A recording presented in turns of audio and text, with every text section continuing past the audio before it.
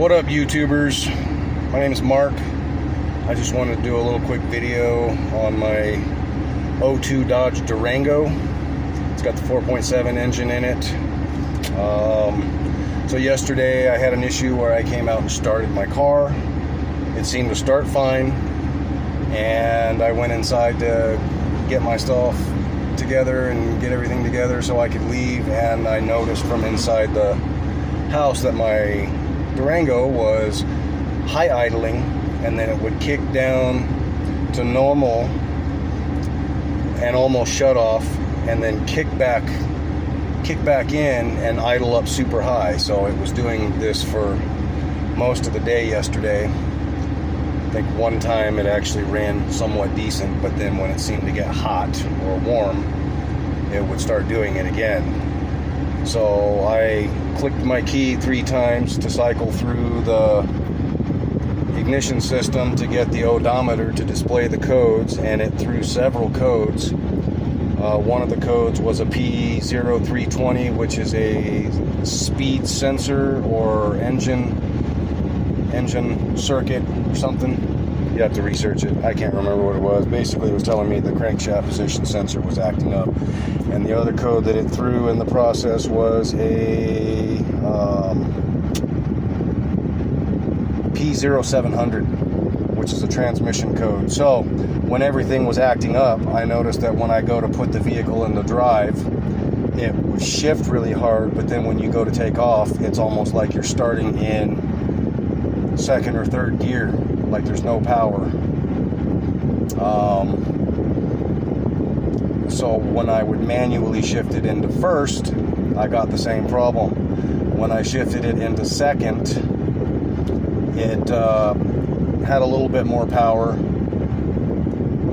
but then going into third it would kick. But at the same time, something to note is when it is running like that, because of your crankshaft sensor and your transmission, P0700 code, that it would actually not allow, I couldn't idle it, or I couldn't rev it past like 2,000 or 2,500 RPMs before a rev limiter would kick in. So did a little research and came up with the crankshaft position sensor being the main culprit. And what I did was Google crankshaft position sensor in relativity to the transmission control module, and they all run hand in hand. So that's kind of what was going on. It's almost like the crankshaft position sensor was cutting out, and when it would regain itself, it actually sent the signal, or a start signal, to the idle air control valve, which caused it to rev way up. Like when you first start the vehicle, it revs up, and then as the idle air control valve starts to close, then the RPMs drop. But so I went and spent, and it's worth it to spend the $33 or $34 for the standard ignition crankshaft position sensor from your local parts store, which carries a lifetime warranty on it, as opposed to their Master Pro version, which only carries a year warranty on it. So I had to change this thing last year, but not because of this problem. It was just a complete no start situation, so I changed that. So just kind of keep that in mind. If you start experiencing high idles, rough idle, and you start getting a P0700 transmission code, probably time to change that crankshaft position sensor. Hope this helps. If you have any questions, feel free to email me or whatever. I love my Durango. It's an 02. Picked it up for $1,000.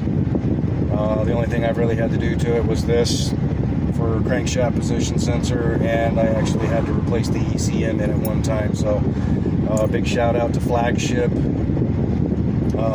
1 for their ECMs, lifetime warranty.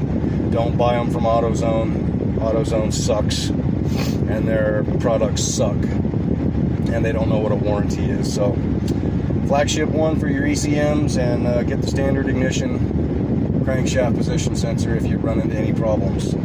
Thanks.